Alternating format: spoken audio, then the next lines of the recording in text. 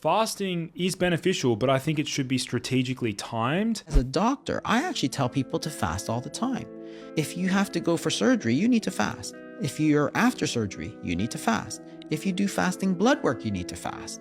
So why is it that I'm actually telling people to fast all the time, and yet for weight loss, you shouldn't fast? That doesn't make any sense.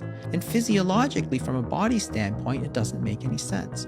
One of the things people talked about was, it's going to make you eat more later. It's going to make you more hungry. Your basal metabolic rate's going to go down. This was one of the big myths of intermittent fasting. That's going to cause the so-called starvation mode, right? And this is the idea that your basal metabolic rate will fall so low that when you do start to eat, you're going to gain weight again. So I said, well, let's think about this. You can do a study where you take somebody, say you, for example, and you could fast them for 4 days and measure how many calories they're burning, their basal metabolic rate on day 0 before the fast, and measure them 4 days into the fast and see how many calories you're burning.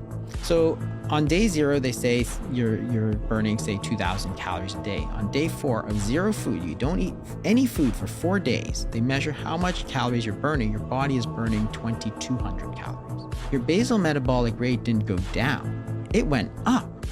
Your body's activating itself during fasting. Fasting has many benefits and also many drawbacks. First of all, if you aren't replenishing enough protein, then you're very likely going to lead to an increase in muscle wastage and muscle loss. This is not beneficial since muscle growth and muscle development is important as we age. And second to that, when we're looking at fasting, how it affects hormones. If you are chronically in a calorie deficit, yes, you will lose weight, but you could also end up with low testosterone and also low thyroid hormones, which could leave you with less energy, less vitality, and less overall stamina and energy. So fasting is beneficial, but I think it should be strategically timed. And also we need to monitor certain hormones through regular blood testing. So what are your thoughts on fasting? Leave a comment down below.